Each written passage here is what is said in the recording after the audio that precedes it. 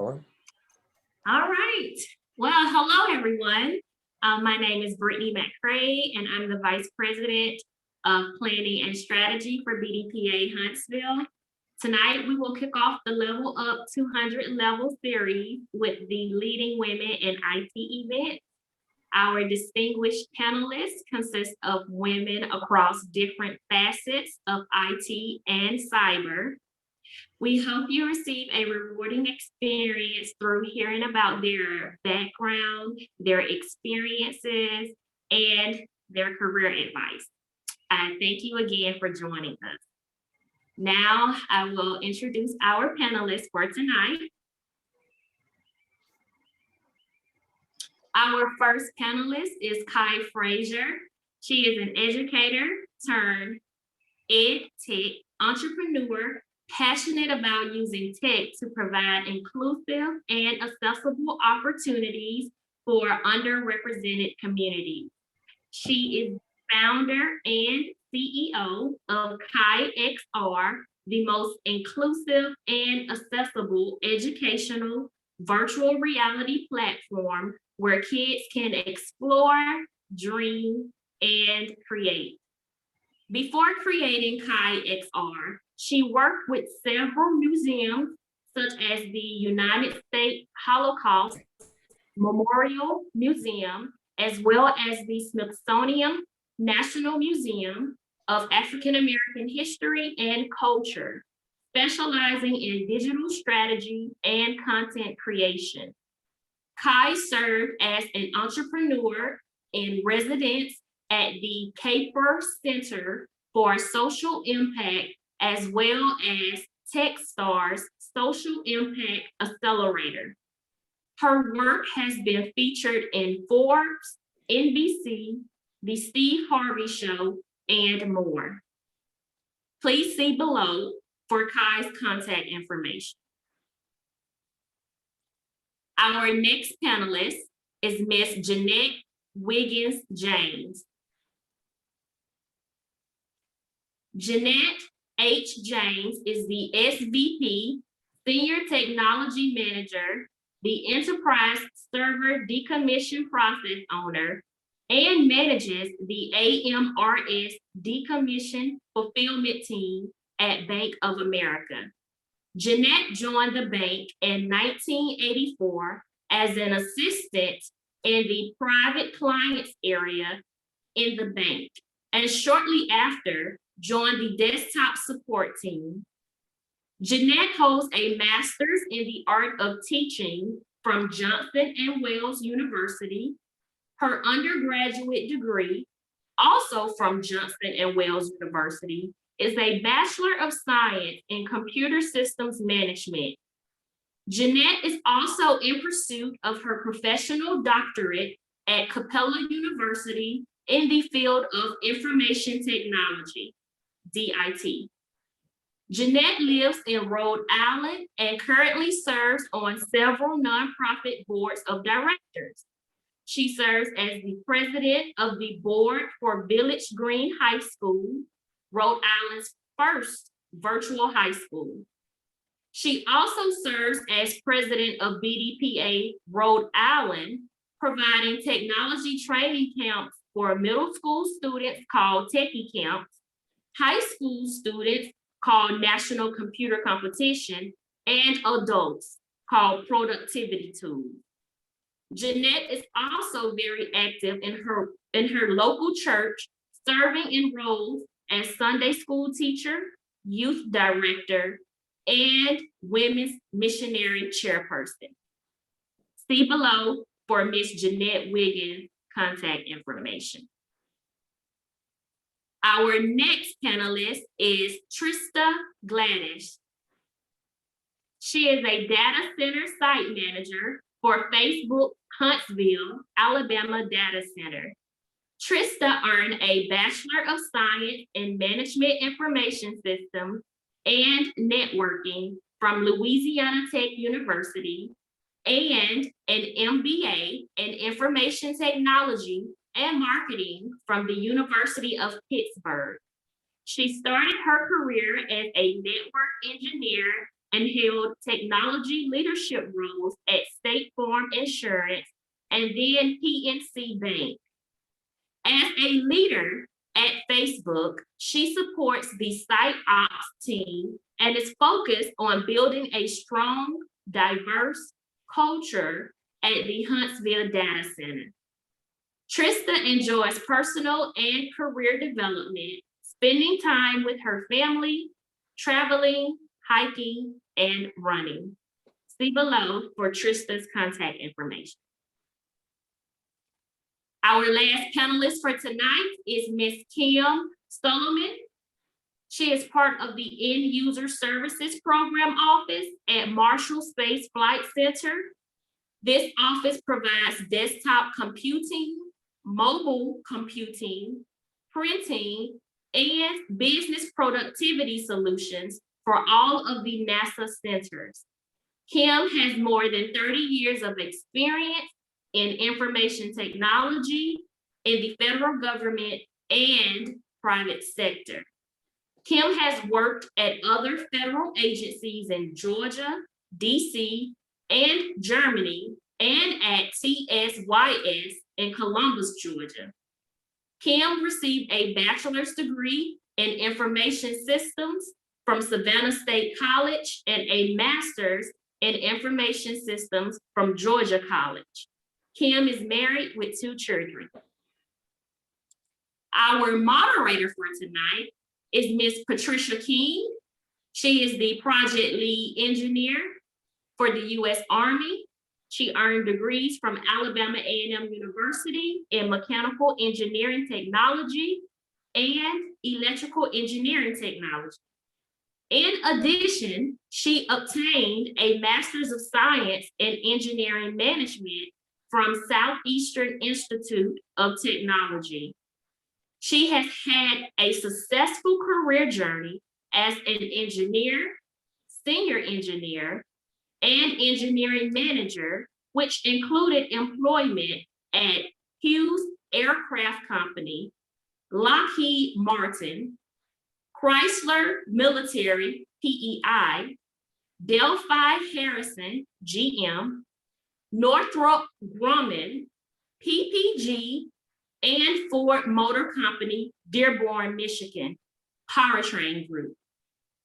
Pat is currently a lead engineer for the U.S. Army CCDC Aviation and Missile Center, managing test set for the Hellfire mission and launchers.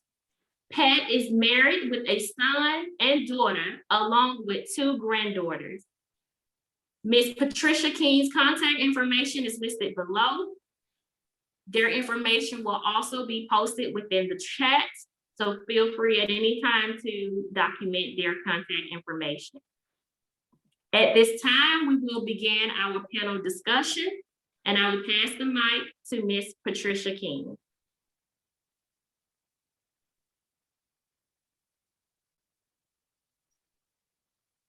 Ms. Patricia?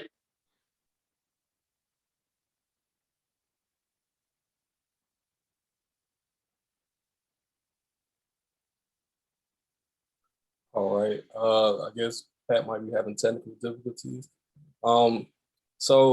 First off, we'll just let each panelist just kind of give a brief, hello or a greeting. We'll start with Kai. Sure. Hi, everyone. My name is Kai Frazier. I am located in Oakland, California. Love all things BDPA, so thank you so much for having me today. All right, thank you for being here. All right, and Ms. Glanish. Hi, everybody. Trista Glanish. I am located in Huntsville, Alabama. I'm working, as you heard, for Facebook. We're building a data center there.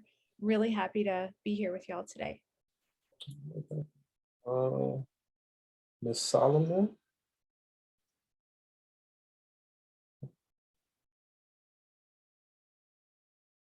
You're still muted.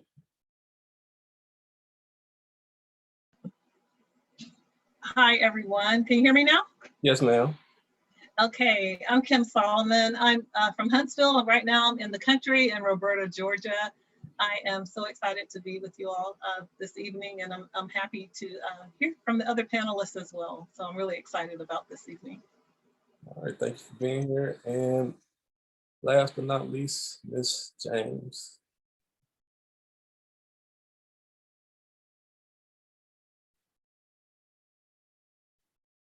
Ms. James, you still there?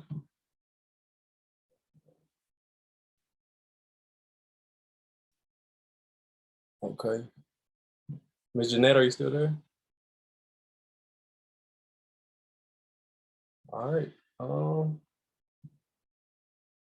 If you're talking, you're on mute, and your video's off too, Ms. Jeanette.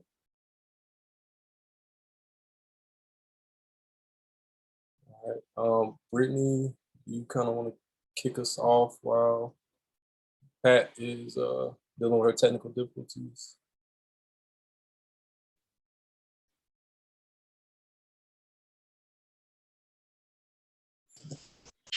Yes, I can. Could you give me 1 second? Okay. All right, so while we're waiting for everybody, I want to thank everybody for being here. This is definitely a needed event just to kind of highlight some of these amazing women and their careers and the journeys that they traveled to be where they're at right now.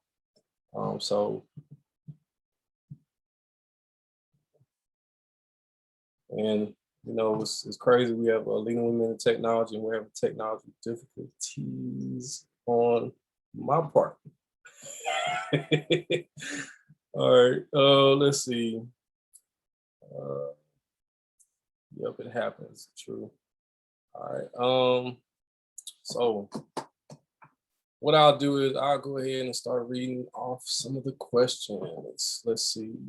A second to put those up. So first off, I want to thank you all for being here. Like I said, it's truly an honor to have these amazing and these amazing women with us today. Give me just a second and we can start going through the questions. Okay, Jason. All right. I'm in. However, my video footage is horrible right now. All right. Therefore, be unable to turn on my video, but I will kick off the discussion with our first question. So ladies, and feel free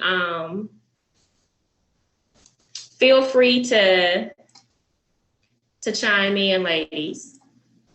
This is not in any particular order. So describe the influences that led to the pursuit of a career within the technology field.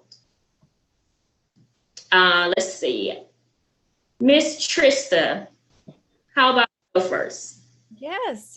So my interest goes way back till fourth grade, actually.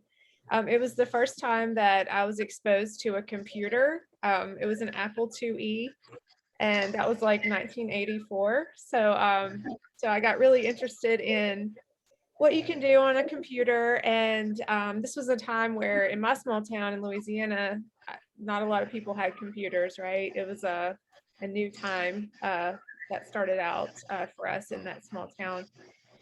But yeah, I started loving, what you can do with a computer. I was also really good at math, and people were encouraging me to use that skill. And I loved how with math, it was just finite. It's like you had an answer and, you went with it. It was right or wrong.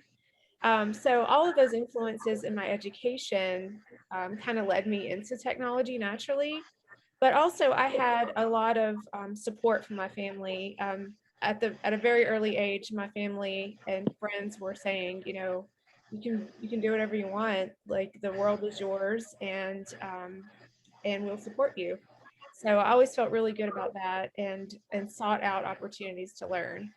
So it just kind of happened naturally for me. I never considered any other career. I definitely feel the same way. Actually, my introduction came from a Dell computer, actually, in 2000 and I want to say 2001, I received my first Dell computer, and I was hooked afterwards. Miss Solomon, tell us, what influenced you to pursue the technology field? So for me, it was in college. I started off as an English major, and I was talking to one of my advisors, and I was at Savannah State College, now Savannah State University in Savannah, Georgia. And he said, we have a new major, it's called information systems. He said, it kind of combines a little bit of computers with a little bit of business. It was a new major for the college. So I said, okay, I'll give it a try. I'll try a couple of classes and see if I like it. So I did try it and I really liked it a lot. So that's how I got into information systems. And we were, we had a core group of about 6, and we were constantly in the lab together. And I'll probably name some things like Fortran, COBOL, C++ that you've never heard of, but we spent so much time in the lab and it was so much fun. So that's how I got my start into IT. Oh, actually, I took C++ in college. So I am very much familiar. When I entered college, I changed my major 4 times. Although I've had an interest in technology, I wasn't sure if I really wanted to pursue a career in it or if it was just more so a hobby, let's say that, a hobby that I liked. But I took an assessment test while in college and scored high in the information technology career path. And yeah, my college mentor said, this is your last time changing your major. I advise you to stick with this. And yeah, that's how I ended up getting my degree, actually, in management information systems. I thank her for providing me that assessment test. So I can relate with how you became interested in technology as well. All right, Ms. Kai, tell us what caused you to pursue this profession, Miss Entrepreneur. I will say I never wanted to be in tech. I had no interest in being in tech. I wanted nothing to do with it. I did not have tech when I was younger. My degree was actually in history. It's funny hearing Ms. Glanish talk about math being finite and making sense. I was not very good at school, so I liked history because nothing had to make sense. It was just, can you listen to a story and tell it back? And if so, you get an A. So it was like a cheat code to like school to me. I could listen to all the stories and get A's. So really didn't have a tech interest. So I went on to become a history teacher, working with students. And that's where I think I was very frustrated as a teacher because our students, I worked in a lot of Title I schools or under-resourced schools, so we didn't have a lot of tech for the students. And the ed tech resources we had weren't adequate for my reality in the classroom. So for example, I think one of the stats is something like 1 in 3 Black teens do their homework on a smartphone. So then why were all the ed tech resources needing a laptop and Wi-Fi? Like, our reality was we didn't have that. So I was just very frustrated that it felt like no help was coming for us in the classrooms. So I only got into tech because I kept asking too many why questions, like, why don't we have this? And what if this happened? And what if we did this differently? And then I eventually stumbled into making a company. When I started my company, I didn't even know I was making a company. I was just trying to get questions solved and test different things out. And that ended up being a company. So I only got into tech because of the direct need that I was not seeing addressed in my classroom. Oh, wow. Such humble beginnings. I like it. Thank you so much, ladies, for your testimony. I noticed Miss Patricia King has logged back in. Are you still having technical difficulties, Miss King? I don't see her anymore, but it looks like Jeanette is back also. Yes. Okay. Can you hear me? Yes, ma'am. Yes. Hi. I am having difficulty with my laptop as well, so I'm on my iPhone right now. Listening to all of the beginnings, mine goes way back. So I'm kind of embarrassed to say what got me into technology, but I want to say back in the 70s, my dad brought home this Texas Instrument keyboard that you hook up to a TV. And that's when I started coding so many years ago. So I think that's what really got me interested in it. It was not in my high school. Basically, you know, I was an accounting major when I started college, but definitely wanted to be more into the coding. So immediately I switched my major when I started college to technology. So it was way back in the beginning when I started coding and getting the bug. Okay. When you say Texas Instrument, are you referring to a calculator? I'm saying that was like one of the first computers. Wow. Okay. The programming was actually in that little keyboard that you connected to your TV. So the TV was the output and your keyboard was the input, basically. Yeah, way back before the personal computer. Oh, okay. I see. Well, thank you for that I clarification. knew I would have to explain that to the young ones, but. Yeah, that was before my time. And I'm thinking, Texas Instrument, is that a calculator? It's now today, but yeah, they had the first computing inside those little calculators. Yeah. Okay, well, thank you. All right, ladies. Well,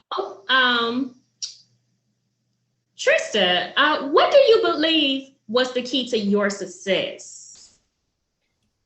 Well, I think personally, setting goals has been something that really resonated with me throughout my career.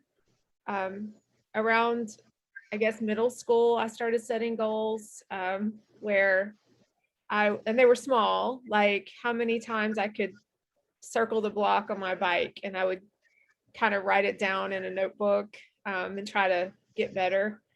And then later I set a goal, like how many books could I read? Because I wanted this award from the library. And so it just got me into a habit of goal setting. And when I decided something I really wanted to do, I would look at it as a long-term goal, and then I would set like smaller goals to achieve that. And to me, that really mattered because I was able to set career goals and achieve them that way. And that's just how my brain works. Okay. Yeah.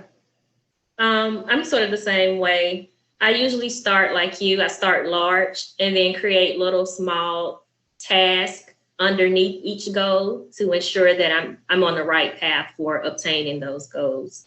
So I can definitely relate as well. Ms. Solomon, tell us, what do you believe was the key to your success? So I think just career-wise, just being in a position and trying to find solutions, not complaining a lot about what's going on, because we know there's a lot to complain about on any given job, but just finding some things that I like to do and doing them, or finding a problem and presenting a solution to the problem rather than complaining about it, seeing a problem that's there and saying, hey, how can this be fixed, and presenting some ideas about those being fixed. And also just being supportive. Even the position that I'm in now, I was offered this position before I got it, but I thought there was a better person suited for the position. So I actually turned it down. And now that person has ended up being my supervisor. So it's just like kind of just being supportive and just looking for solutions and making sure that what I'm doing is something that I really want to do, and not just taking a position because it's maybe a grade, a pay increase or something like that, but just kind of making sure that the position is what I want to do, so I enjoy doing it and therefore can do better at it and do well in it.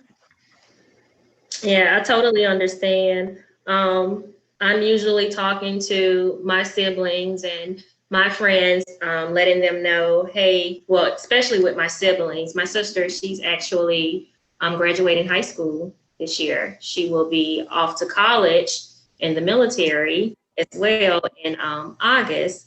And we were talking about careers, and I was letting her know sometimes it's not good to chase the dollar sign. I stress make sure that this is something you're passionate about.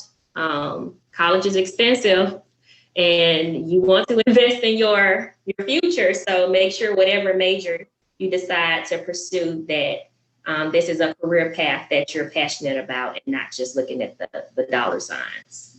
That's some good advice that you gave her. Mm-hmm. Okay, so Ms. Kai, what do you believe was the key to your success? Okay, so hear me out. I think the key to my success was simply showing up.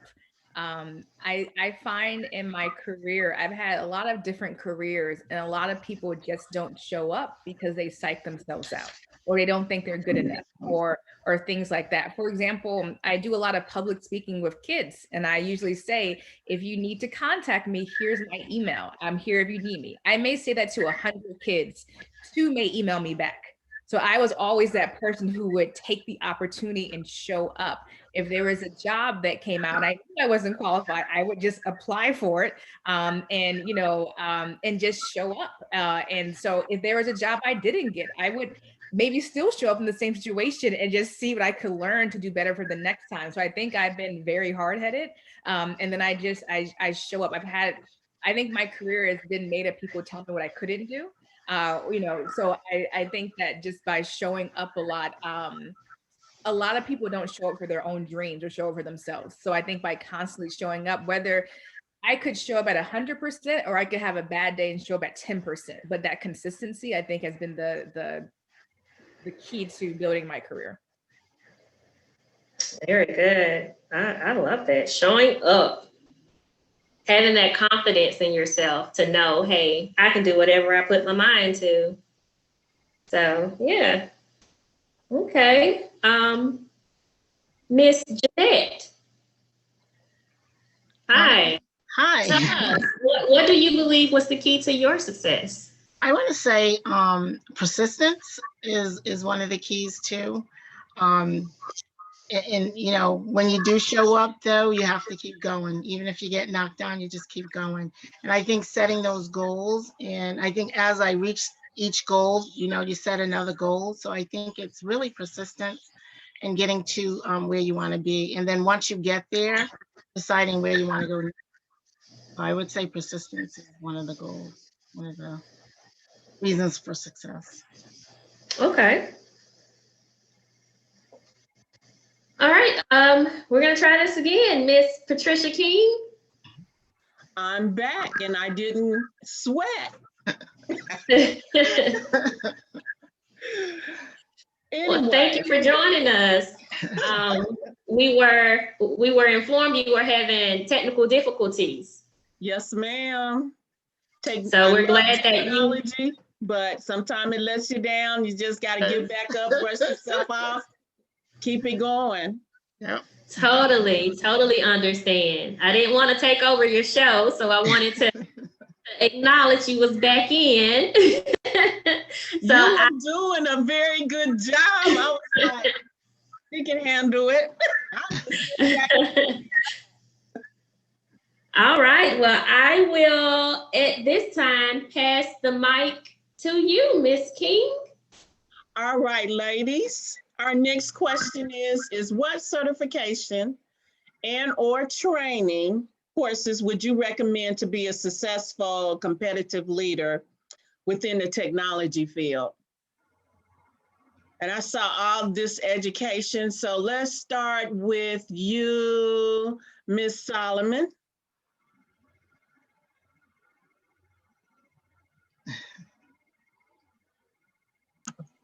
Okay, believe me, I'm pressing space to unmute, but it's just not cooperating. So for the job I have now with NASA and end user services, if you have ITIL, that is real important for us. It's a service management framework that we use quite a lot. So I would say for where I am now, ITIL version 4, and even if you have a earlier version, that's fine. But just having that ITIL background is really helpful. And I would say that any leadership classes that you can take would be also good. But whatever your field is, whatever your area is, I think it's important to stay up to date because, you know, technology changes so rapidly. So wherever it is you're working or wherever it is you're applying, just find out what they're using. Like if you come interview in our area, if you have ITIL, that's a plus. That's an automatic plus for us. You know, so just find out like what is it that they're using at where you're applying to or where you want to be, and get those skills. Because even if you can just say, I haven't worked in it long, but I know what you're talking about, I can speak the language, that means a lot, and that might set you apart from somebody else. So I would say for us, where I am now, it's ITIL and in leadership classes, but whatever your field is or wherever you're going, just get that. And continuous education is a plus as well.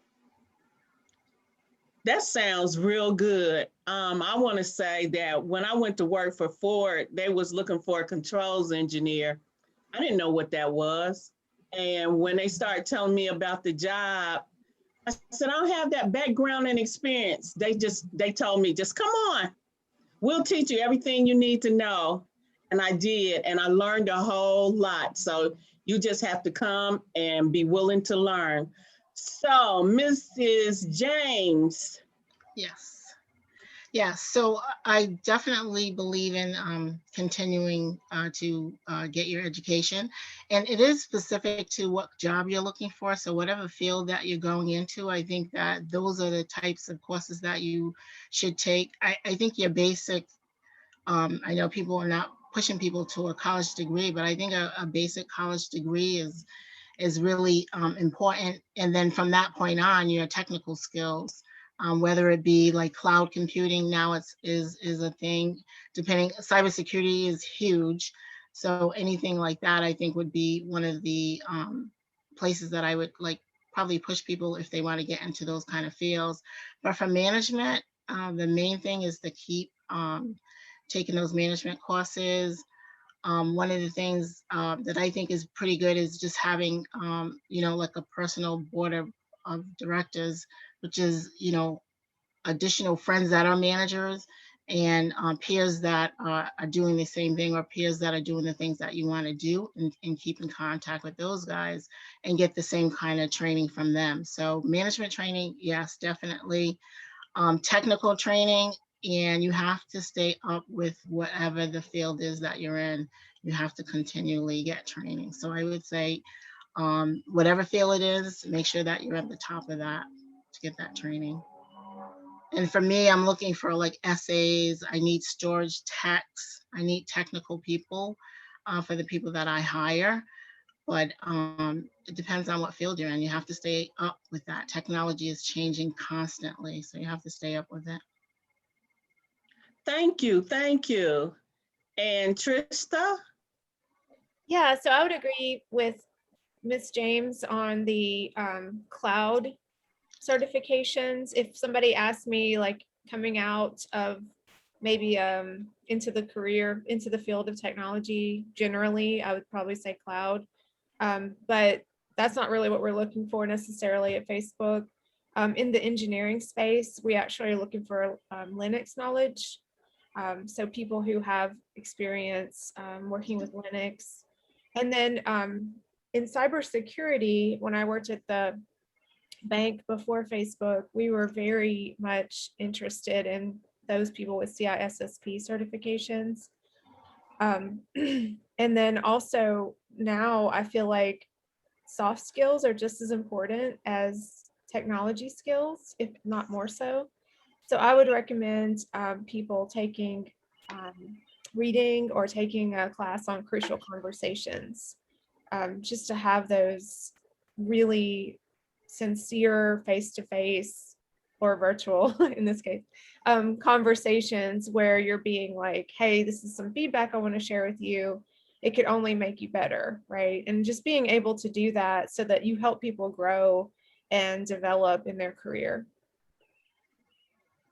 Thank you. Kai, you're on because you have a diverse and different, you went from one extreme to the other. So tell us about it. Yeah, I was gonna say I apologize for all of my answers not being aligned. So I will just start with just a caveat that I think for me, because my degree was in history and like I specialize in history and language arts, that a lot of these conversations excluded me because they weren't thinking about students like me. So I want to just start off by saying that for a lot of these tech jobs, a lot of the tech jobs don't necessarily mean you're coding. So there are a lot of other jobs like marketing or business development that are just as important in the tech field, and they require different skills. Like Ms. Glanish was just saying, I find it interesting that a lot of people can't write about what they're doing. They can't speak about what they're doing. So those soft skills are really overlooked. So I would definitely recommend that. And I think for me, I don't have any training or certifications in any tech stuff. But I think that that was helpful in a way because it gave me a non-traditional lens to assess tech. For example, one of the things that people don't realize with my career is by working at the Holocaust Museum, I specialize in working with genocide victims. So whether those were Holocaust survivors, Rwandan survivors, Cambodian survivors, ISIS survivors, Syrian survivors, that was my job, was talking to them. And I got to see so many different viewpoints. And when you're looking at something like maybe user experience, maybe you're only coming at it from one lens. You know, I know how somebody in the US uses this product. From working with maybe people in Holocaust survivors or maybe in their 80s and 90s, I know what their concerns are when they try to make a Gmail account. Something as simple as you may say, I know all my seniors love to write their passwords down in a notebook. So what does that look like when you're making tech and they don't understand the same prompts sometimes? Sometimes when they're making a Gmail account, they come across, it will say enter your phone number to send you a text. They enter their landlines and that's hard for them too. So from those other experiences, I'm able to think about things differently. And that has been an advantage for me, especially when making tech. When you're making tech for the whole world potentially. So if you can't look through those different lenses, you're making tech that really doesn't serve a lot of different communities. So I would say that I would put a big emphasis on a lot of these other trainings and classes that maybe are not tech related, but will help you in your tech career. Thank you for your answer. We appreciate that because now it's time for us to use our tech schools and run out in the community and pull those up that are afraid of tech, from the elderly to our young, our 4 and 5 and 6 years old. So thank you. Now let's go to our next question. Provide one word that describes your career journey. And why did you select this word? And we'll start with Miss Jeanette. Okay.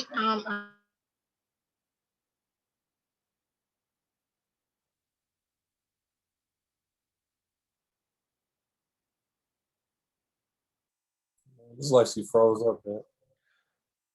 Okay, we'll come back to Miss Jeanette. I thought it was me having technical difficulties, so thank you for chiming in. All right, how about we go to Trista? Yeah, so I thought of the word diverse just because I have had diverse opportunities arise, and you know, I didn't really tie myself to one facet of IT. And then really just sometimes an opportunity arises and you have to take a chance. And that what Kai was saying earlier really resonated with me because showing up, I would actually totally agree on that. Like sometimes there is only that one time to take the opportunity and you really have to just go for it. A lot of times we hear things that, you know, might be a good fit for us, but then we second guess ourselves and say, well, I'm not 100% fit for that, so I'm not going to try. But I've found that if you just put yourself out there and you do try, you're usually able, I mean, to be successful. And it's just a matter of believing in yourself. Thank you, thank you. Kim, how about you? If I had to pick one word, I think I would just say favor. You know, I just feel like I've God has just shown me favor in all of my different jobs. My husband was in the military, so I had to travel a lot to different places. And so I was always, one thing about IT, those jobs are pretty much always there. So everywhere he was assigned, I was able to just be in position, and also able to elevate in positions, even with all of the travel. So I would have to say favor. Thank you. Jeanette, can you come back now? I can. I'm sorry, I had to go back to my iPhone. My laptop is not cooperating tonight, but I'm going to say perseverance, and I'm going to also say amen to favor. But perseverance, I think, is the word that I would use, and just to say that it took a lot to get to where I am today. So it was a journey. So I'm going to say perseverance. Thank you for sharing that word. All right, Kai, you're on. I think I've already shared my word. I've been very hard-headed. So every no to me was a not now. Every time somebody, I guess, told me the steps I should have done, or maybe things I shouldn't be doing, if it's something I wanted to do, I wanted to do it. I was teaching for a long time, and I went from teaching history to working in history museums, and everybody told me that I wouldn't be able to get a job in a history museum. Like, it was a history educator was a dime a dozen. You're not going to get this position, and it took me 5 years. I applied for 5 years straight, still teaching, and just like one day something will hit, and something hit, and I was able to work in museums. But that was something, people told me I wouldn't get any money working in museums. I doubled my teaching salary when I worked in museums in a year, coming in a really like low level job, and just kept showing up over and over again. So when people told me this was not my job and I shouldn't be showing up to this, and I was like, no, I think I'm going to learn more and figure this out. So I think I've just been very, very curious and very hard-headed. Thank you. Thank you. Hey, we're always told, no, it's not your time. All right, the next question is, what has been the most influential career journey, and why? And whoa, what has been the most influential career advice that you received and gave? All right, we'll start with Miss Jeanette. Thank you. So I would say the most influential, I would say, you own your own career. I've been told that a lot, that you own all of that. So I would say that that's the most influential advice that I've received. And, and I believe that, but I also believe that you need help as well. You need help making those decisions. You need a a personal group of people that's supporting you, including mentors. So I agree with that. You own your own career, so your decisions that you make get you to where you need to go. And so I would say that. And then the one that I say, the one that I like to give out to as well is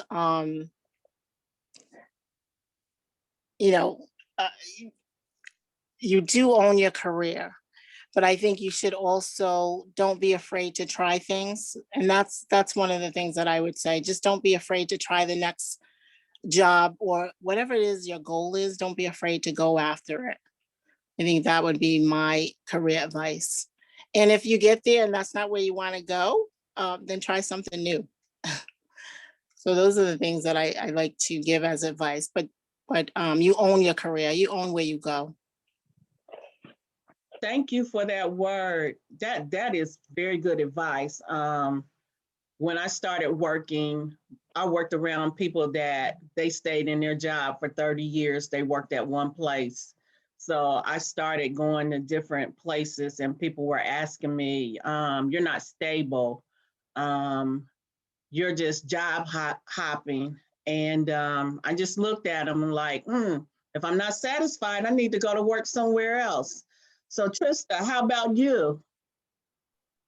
Yeah, so So what I would say is just to have faith in yourself and recognize that you can overcome any obstacle that comes your way, and just, be positive, stay persistent, don't give up.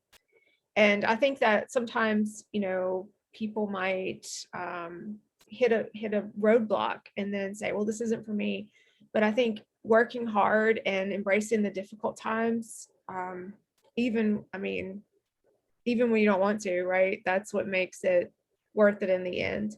So that's what I have given and received. Thank you. All right, Kim, you're on.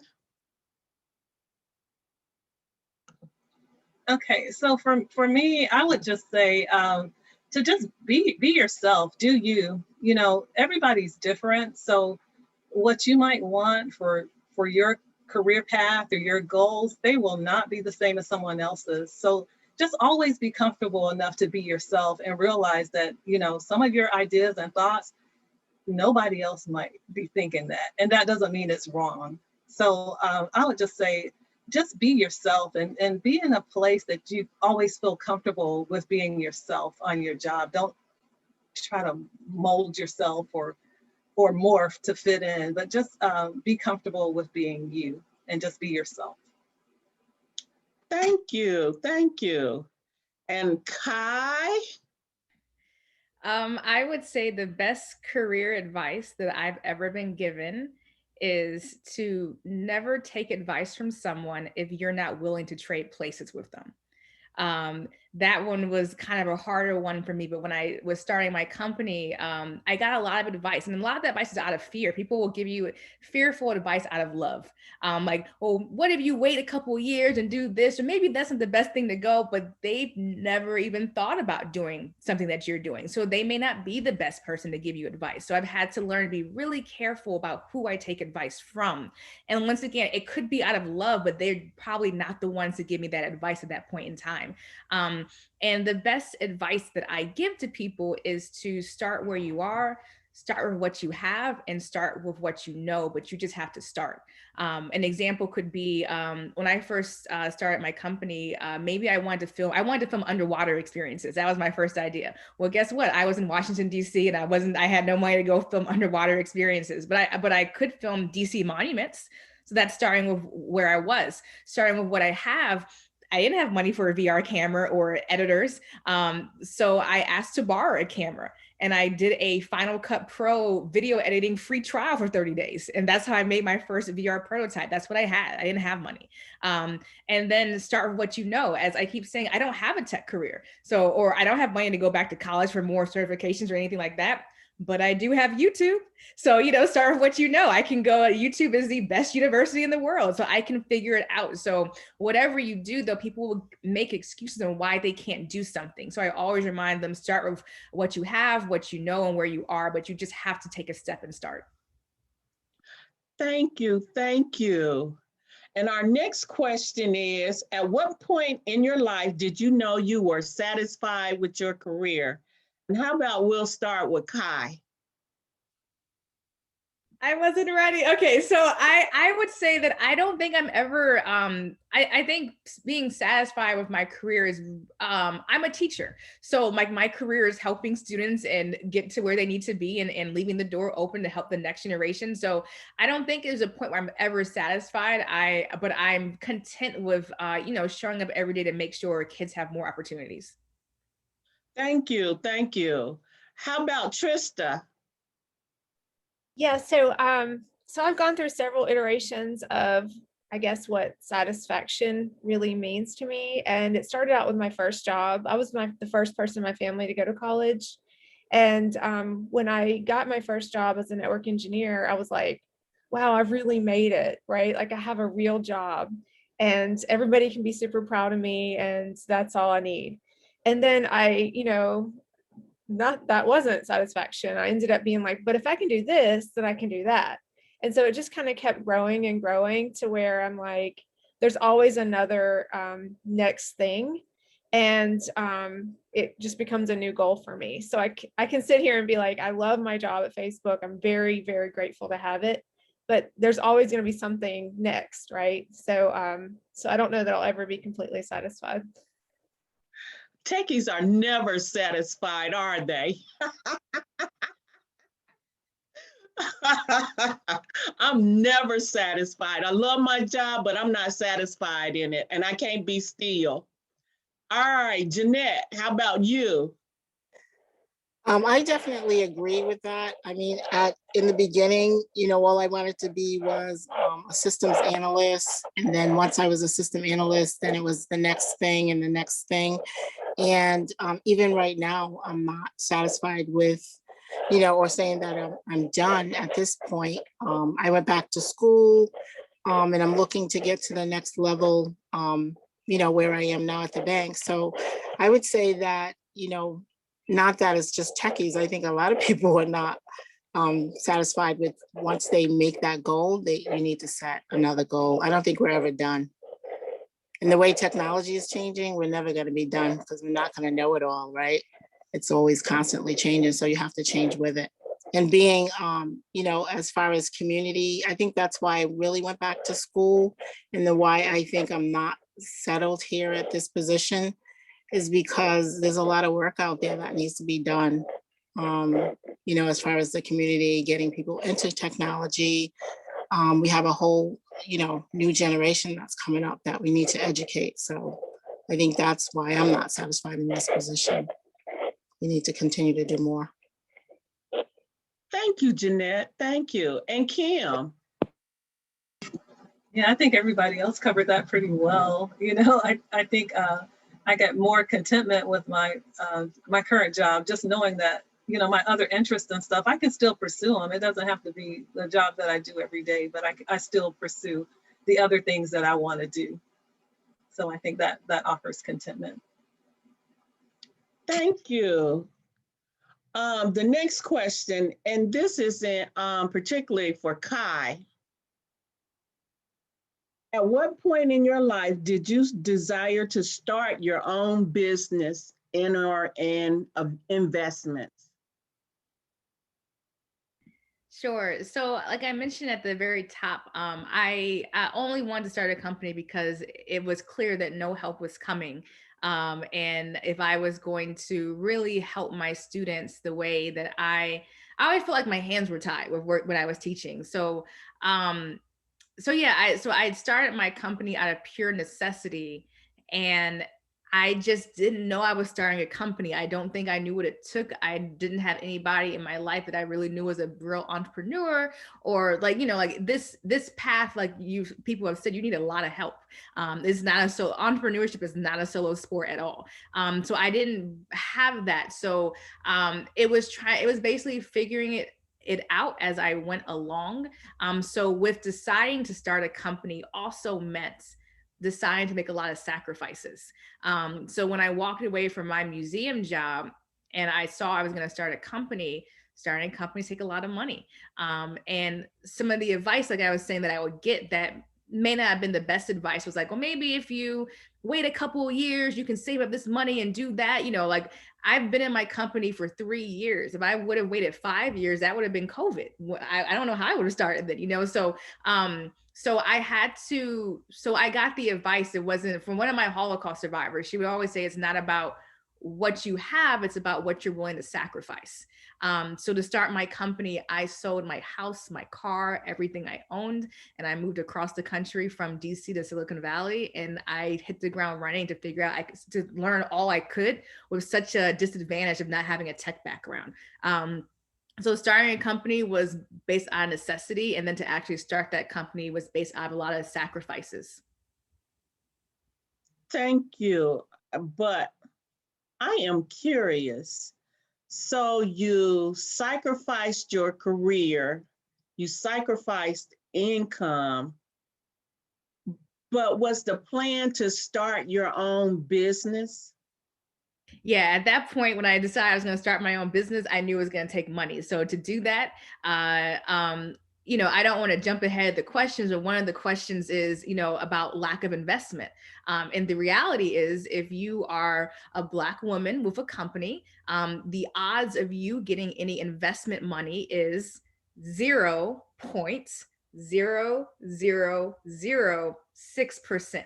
So less than a 1% chance of you actually getting the funding to start your dreams. So if you are going to decide you're going to start a company and you want to go all in, it's, you know, if you know that stat, do you just say, well, it won't happen for me? Or do you say, what can I sacrifice to make it happen?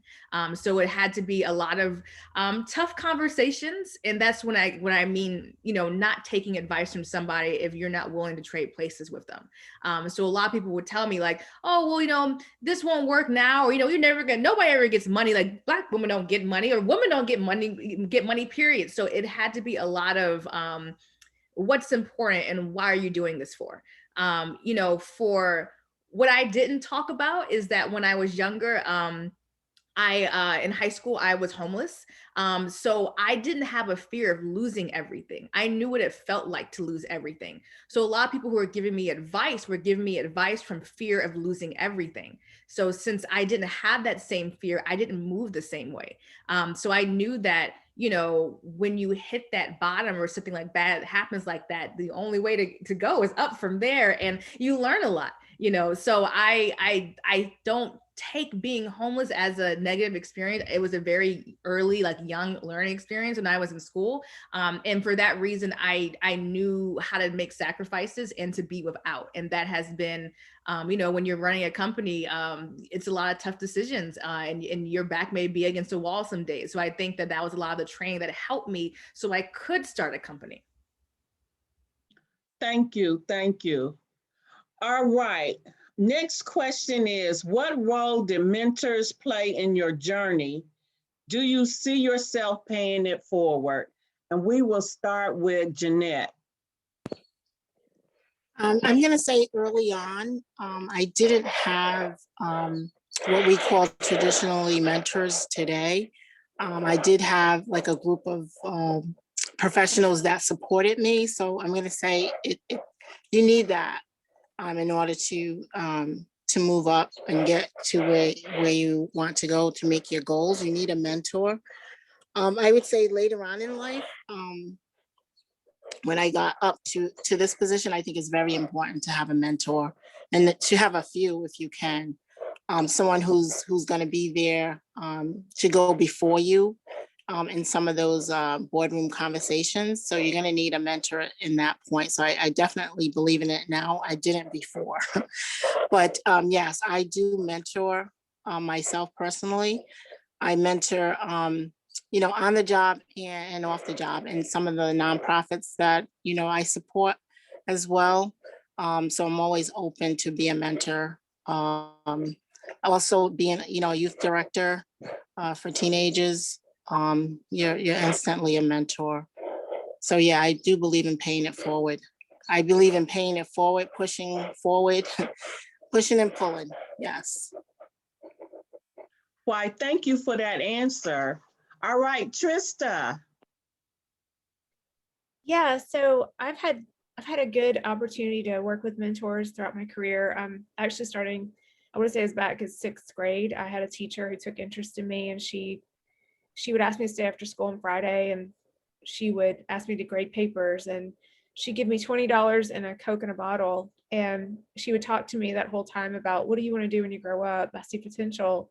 You know, why don't we start thinking about that? And it's people taking interest in people like me who helped me eventually take interest in others. And what I like to do when I talk to people organically at work is I tell them to pay attention, like who is the leader among the leaders? Who has that ability to think long-term and strategically, and who makes you feel valued as a person when you're around them? And that's the kind of people that I want to lean into, that I want to learn from, because it's how you feel, not what they know, that makes them a good mentor when you're around them. And I do mentor at work, but I also mentor formally through a partnership program for the military, helping them get back to like a civilian life after the military. And that's been super rewarding to me. I've never been in the military, but knowing some of the struggles that people have coming out of the military, I've really seen that throughout my career, and I'm happy to help them, you know, translate their skills into civilian lifestyle skills. Thank you. All right, Kim. Yeah, one of the things I like to do most is going to the schools. And sometimes when we go to the school, like here in Georgia, my daughter teaches in Augusta, Georgia, and we went to her school, and my husband and I, we normally tag team when we go to the schools. He works at NAFSA also in diversity and equal opportunity. And so he'll ask the question like, where are we from? So immediately when we ask the kids to tell us where we're from, they're like, Los Angeles, California, New York City. And when he says, I'm from Roberta, Georgia, they are shocked, and they can't believe it. So just to see, you can see their eyes open, like the possibility, like, okay, you can work at NASA and you're from Roberta, Georgia. It's like just being there and them seeing us, it's just, you can actually just see it in their eyes, like it's opening up possibilities for them. And even if they don't work at NASA, but that, they can go somewhere else and do something else. So I really like talking to the kids. And I've had mentors in my life. I think of one situation, one of my mentors, she just came up to me and said, traceability matrix. And I had no idea what it was, even though I hadn't used it. I had been in IT and I hadn't used the traceability matrix, but I went home and looked it up and had an interview the next day. And that was one of the questions. Do you know what a traceability matrix is? So she didn't tell me, but she would always kind of drop nuggets for me. And that, me knowing that question probably set me apart. And I ended up getting the job at that time. So, and her name is Dee Crumley, and she's in the DC area, but she's always been a great mentor to me. So that's it on mentors. Thank you. All right, Kai, you're on. Of course, I've had so many amazing mentors that have helped me throughout my career. From the very earliest, like I mentioned, being homeless when I was young, the people that took me in, and they did not have to do that. They were an amazing example of just kindness and love. And I, think about them every single day, especially when I don't think any of this would have been possible if they didn't do that. They also put a $500 deposit check down for my college education when I didn't think I was going to be in college. And they were like, no, I had no money to go to, I wasn't thinking about college. So they were the ones that put a check down for me and allowed me to have a spot in college. And then I had a lot of teachers that looked out for me when I was homeless as well. They made sure I didn't become a victim of my circumstance. And they kept pushing me when I just, when you're thinking about survival, you're not really thinking about anything else. It's like, let me just get through the day to day. And they wouldn't let me take that route. I'm terrible at math.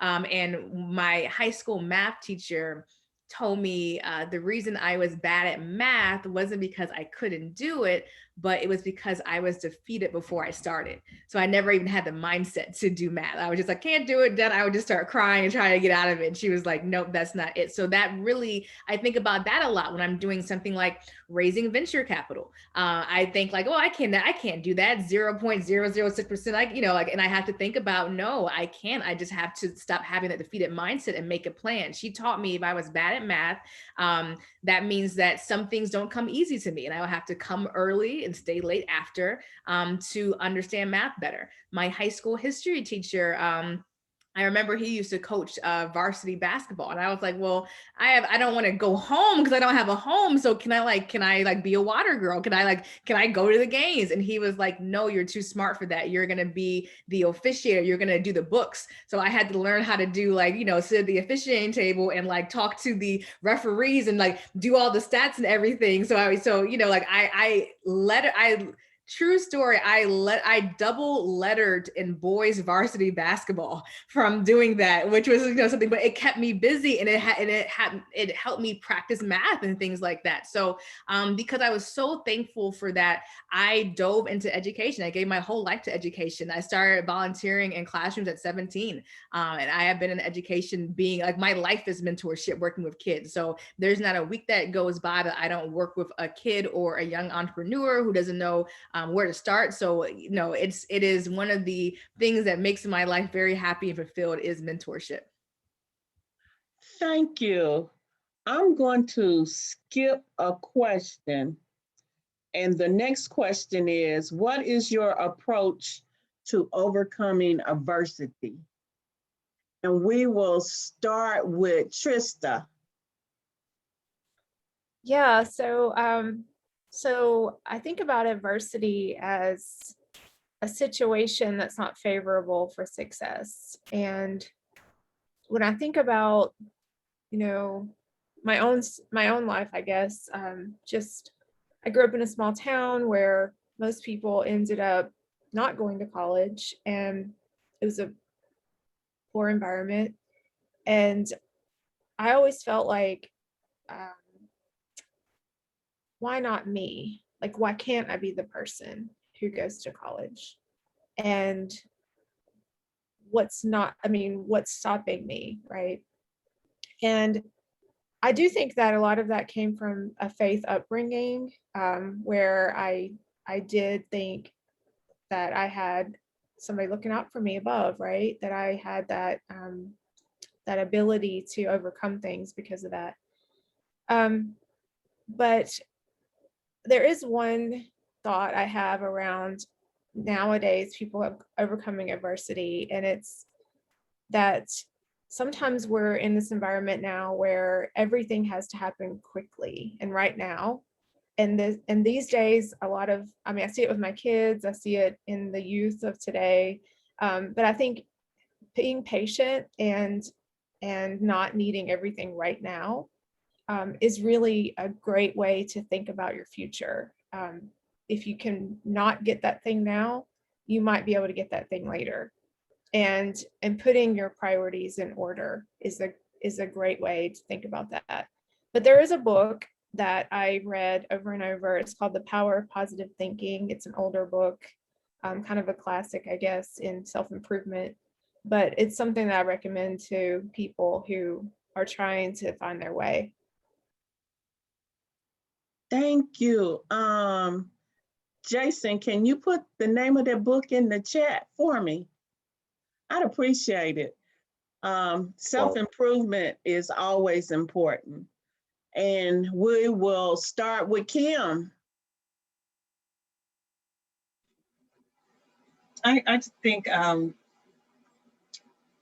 adversity is just a part of life. You know, just right now, my glasses, they're broke. You know, I came to Georgia for an emergency. My glasses broke, so I couldn't fix them. So my glasses have glue on them. You know, I had to make it work. You know, even the setup where I'm set up now, it's just had to make it work. So I think part of adversity is just keep it moving. You know, when something comes your way, when unexpected things happen, bad things happen, just find a way just to keep pressing forward and keep moving. Thank you. Jeanette, how about you? My laptop dying right now. Yeah. So adversity, when I think of adversity, and I agree with the other panelists, it is a part of life. And I think how we deal with it, you know, it builds character for us. But how I deal with it, honestly, is prayer first. Faith-based, always. So I always face that with prayer. That's the first thing I do. I mean, I go quiet on a meeting, I'm praying. But I think that's how I've gotten through or overcome adversity. And I kind of also, you know, when someone asks for advice, like what do we do in this case? Basically, you know, if you're not a prayer warrior, you know, I'm praying for you. But also just being there and having somebody, you need a support system too to get past adversity. The little things, you know, like my laptop dying right now, or your glasses breaking when you get there, those things come from internally too. But I think like real true adversity, you need some support behind that to get over it. And that's how I've overcome it over and over again. Like growing up, I had great parents that were very supportive. So, you know, my early life was really good as far as my parents helping with adversity. And having those people in your life help you get over those things too. And having a great team at work, honestly, helps you get over that adversity as well. So prayer first and then support. Thank you. Thank you. All right, Kai.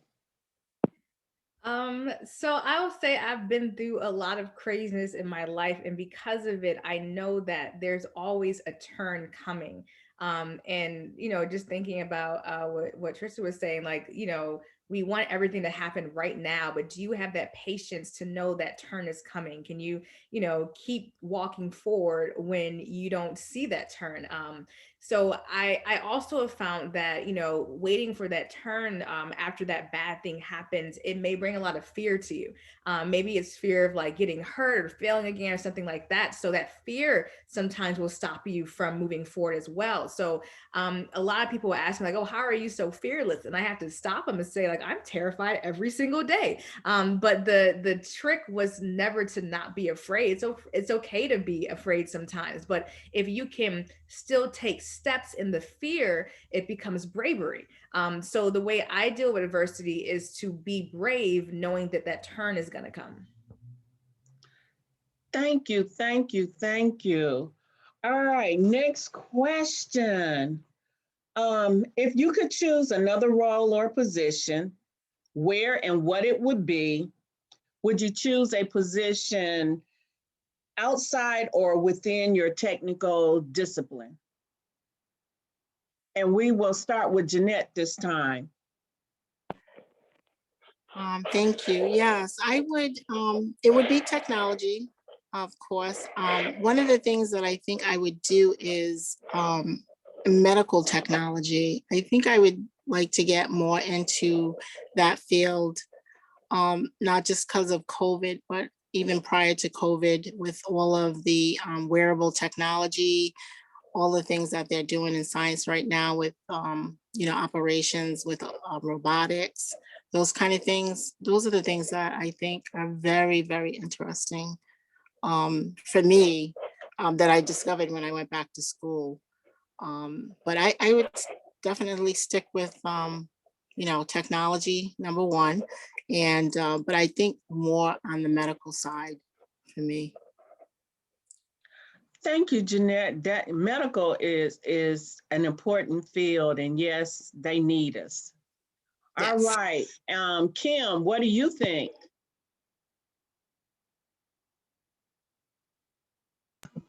Oh, not really fair question for me. I'm close to retirement, so but Well, what are so you going to do in retirement? You're not going to retire and just sit on the couch, right? no, I'm not. So COVID had me thinking about a lot of stuff, just the time at home, so I wrote a lot of stuff down. There's a lot that I want to do and that I probably will do in retirement. But it's not in IT, it doesn't happen to be in IT, but there's some other things that I want to do and probably will do in retirement, along the lines of, I started writing this collection. It's called Psalm Series, so it's like I had an opportunity to go through the whole book of Psalms and just write different things down regarding the book. So that would be one of the things, to put that together. Another thing is, my husband, we've always had a business name, S&H Partners. So we had our business name. So there's different things we want to do in the lines of consulting, and it would be diversity consulting with him. And I would just travel with him as he did his diversity consultant, and I'd be like his XO. So kind of like those two things, I guess, would be the things that I would do in retirement, which will probably be really, I would say, within the next couple of years, within the next 2 years. Thank you. Thank you. All right, Trista. Well, I would actually like to start my own business, but I am not fearless. So I actually read an article recently that said, you think you've had challenges in your life in different roles, and until you've actually started your own business and raised venture capital, you don't even know what that challenge is like. And so it intrigued me. I was just like, wow, I wonder what that's like. So I'm afraid that that's going to be what I want to do next. And I don't want that to be what I want to do next. Sorry, Kai. But that's where my head is going. Like, wow, that could be a super fun challenge. But again, I'm not ready for that. It's just something I'm thinking about. Well, let me say, you found a mentor, right? I know. Somebody that has already been there. I didn't mean to do that.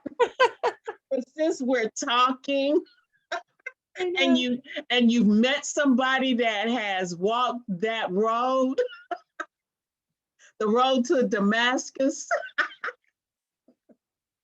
might as well, right? All right, bye.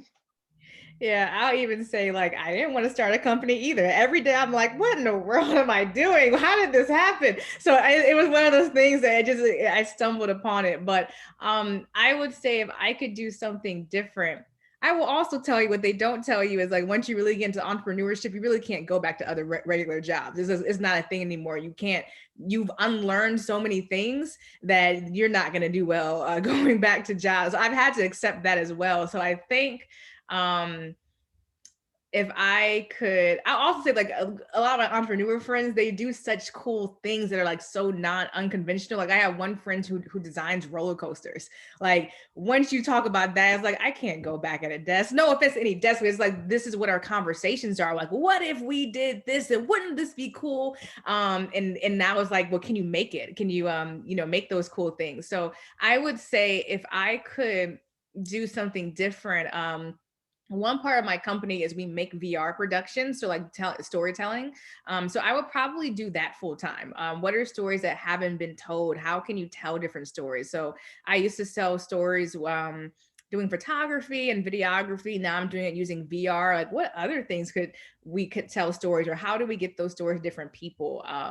So I always am just looking for the next story to tell. And I don't get to do a lot of that because where do you get the money to pay for those stories? I got to get clients and pay all that. So, it's a catch-22, but I would like to, going not too much in the business sense, but when you have a startup and you get into venture capital, you are pushing towards an exit, either an IPO, or initial public offering when you go to the stock market, or acquisition, like Facebook acquired Instagram, so I think if I could do this correctly, I would have somebody, I would exit out of the software, the platform, and keep the storytelling part of my company and continue on to tell stories and keep that.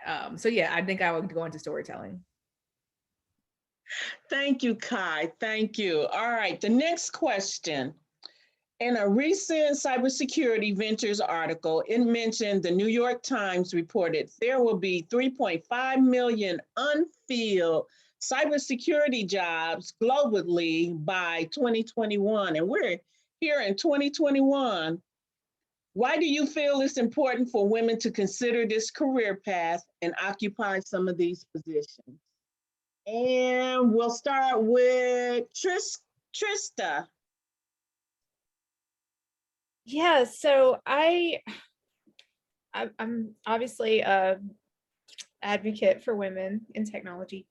And I think that when you increase diversity of any kind on any team, you're going to get a stronger team. And that is because, people think differently and they bring different ideas to the table based on their ecosystem.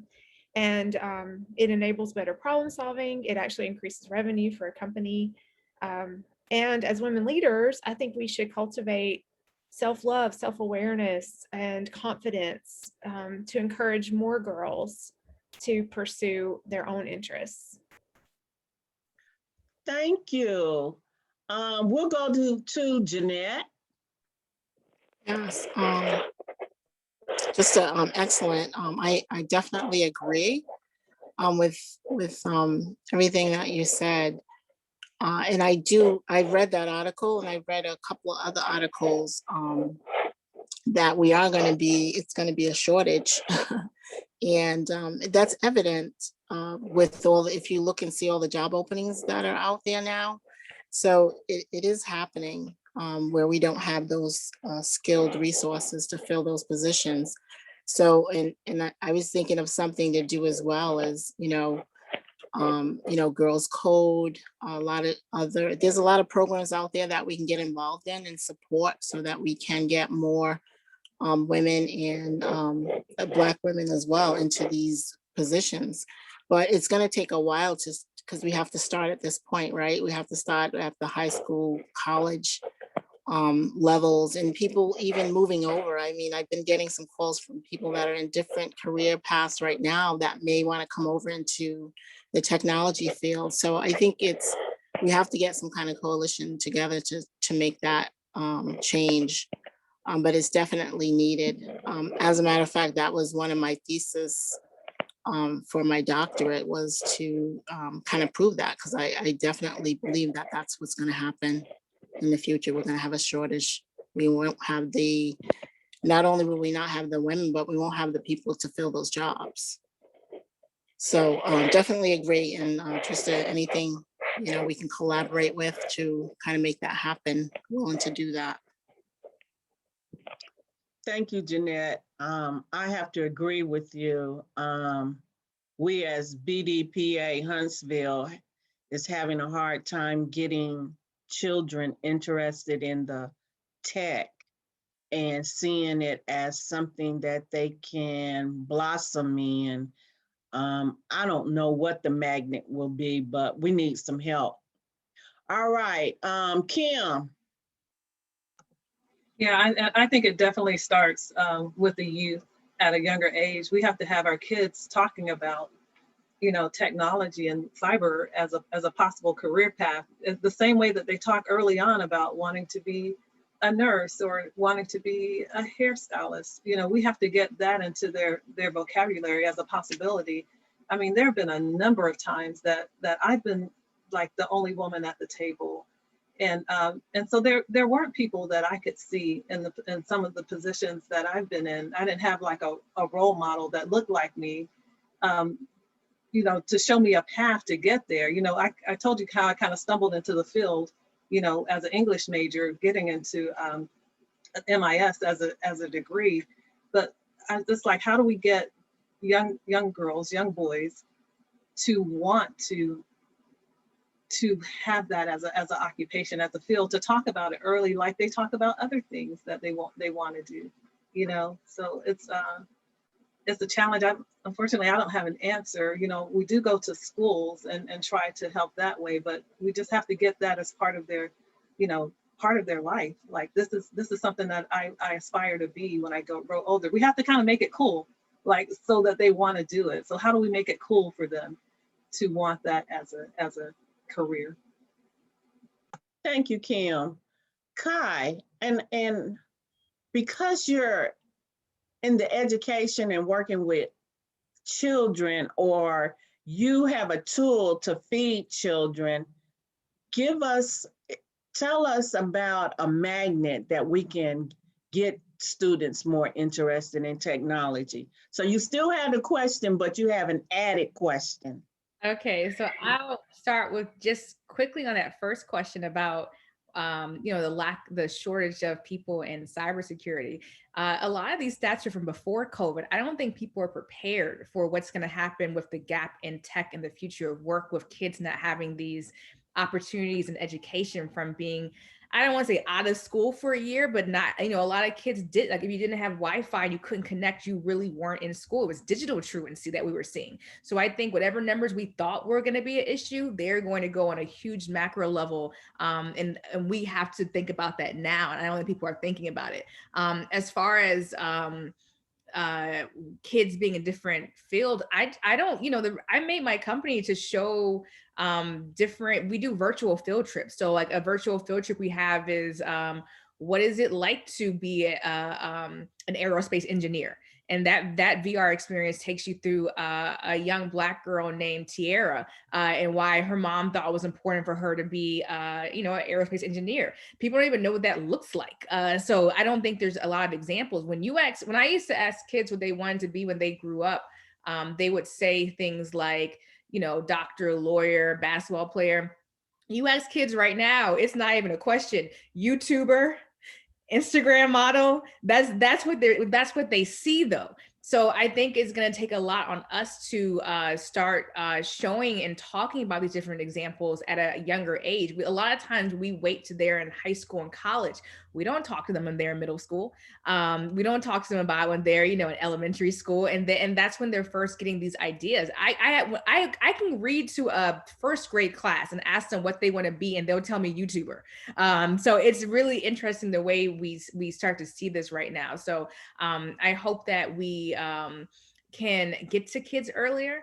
I think it's a travesty that we know how to recruit kids for college basketball and the Army successfully and get them there, but we can't recruit them to get into tech at an early age. We know how to find them in 8th grade then, but when it gets into tech, we don't know how to find them. So I hope that we see a change, and I encourage everybody to start talking to kids as soon as possible about tech, and not only what tech is, but the opportunities tech provides. People, and I also would say that I think one of the damning things we do for kids is we ask them, what do they want to be when they grow up, instead of what are some things you're interested in. So when we start asking them what they're interested in, we can start suggesting things to them. They don't know what they want to be because they're, even if you're 17, when you go to college, you have to think about what you want to be for the rest of your life when you're 17. They don't know. So I think that talking to them from a different lens of what are some things you're interested in and showing them the possibilities is also helpful. Thank you, Kai. Thank you, thank you, thank you. All right, we are being fed, and this was a great meal. And at the end of the meal, a good friend of mine taught me about a meal closure. So the last question is a meal closure, is our Andes cream mint, and it's going to be good. So the last question is, what main advice do you want the audience to take away from tonight? And of course, let me see who we'll start with. Kim.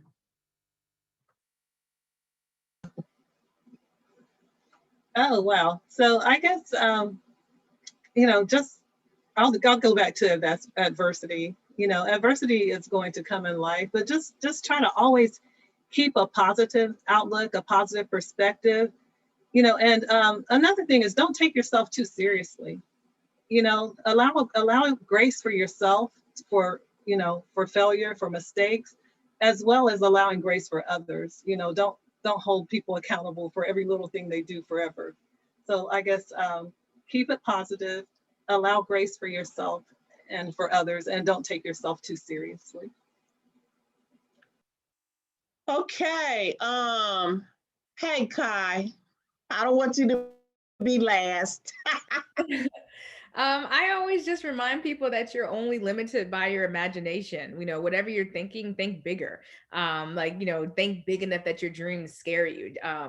And I would also just echo failure. Failure is so important. We shy away from failing, but that's how you learn the fastest. So don't be afraid to fail, and think about what you've learned when you have failed. And for everything that sounds scary or maybe scary, just remember you don't have to do it by yourself. So if you have something you're interested in, find somebody else that may be interested in it, and you guys can go very far together. Thank you, Kai. Jeanette. I'm going to say one of the things I want people to take away from here is one of the things that I think is very important. Education, of course, is going to be my go-to. Be yourself, bring your whole self to work. We've been hearing a lot of that. But truly, you have to know yourself to bring yourself to work. So I would say know who you are. And then bring your whole self, not part of it. And then also a lot of things that everybody else was saying, though, it takes a village. I definitely believe in that. You need the support. Kai, you were saying in high school, all the support that you have. We can't do this by ourselves. So I would say just make sure you have a really good support group that's going to help you get through life. Good friends. Thank you, Jeanette. And so, Trista, you're going to take us on out. Okay, no pressure, right? So I guess mine would be, I piggyback on what all these other fantastic leaders have highlighted tonight. Just, you know, be yourself, take care of yourself. I think that, you know, our health and wellness can impact our success in life as well. Just take time to be mindful of the basics, you know, get enough rest, eat healthy, exercise, have friends, and be, you know, learn new skills. And I love not take yourself too seriously. I mean, it's fun to have a sense of humor and find fun in the work, right? Don't just work. So that's what I'm ending with today. Thank you, thank you, thank you. I want to say thank you to our panelists. This was a very good conversation. We need to do this again. So we're going to keep your names in our pocket, and we are going to have another chat and chew, a meal, and be fed again. So again, thank you, thank you, thank you to our panelists. Thank you to our audience for joining us and participating. And I will turn the mic over to Brittany. I'm gonna go ahead and close us out today, Pat. All right, so first off, I just want to thank you, Pat, for your awesome job of moderating today. I think you really engaged the panelists, and I feel like you really did an awesome job. So thank you, Pat. All right, and then before I do my closing, I want to just run back through the panelists right quick, and I want you guys to let the audience know how they can contact you if they want to reach out to you. So I'm gonna start with Ms. Jeanette first. Yes, you can use my LinkedIn to contact me. I think it was posted. Yes, ma'am. It's in the chat. Thank All right, you. and Trista. Yes, also LinkedIn is a great way to connect with me, and I'd totally welcome it. All right, and Kai. I just dropped mine to the chat, my email and my LinkedIn. All right, good deal. And Miss Solomon. All right. I'm sorry, put it in the chat. Thank you. All right, and the next request I have is for the audience. If you enjoyed this panel and this discussion, please let the panelists know in the chat just by, you know, tell them thank you or whatever you like. Just let them know that you enjoyed it. So the whole purpose of the Level Up series was to get awesome leaders and just senior people together to highlight their journey. And I feel like this women's leading women in technology, I feel like you guys blew it out the water. Just all your incredible stories and how you got to where you are now. It's amazing. And just I really enjoyed it myself. And I took some notes, and some of the things that I came away with is just grace, perseverance, being diverse, and being hard-headed. I like that. Just to even put all of your words together just was awesome. You own your career, don't be afraid, be yourself. And I think all of you guys touched on just believing in yourself and persevering and just moving through whatever. So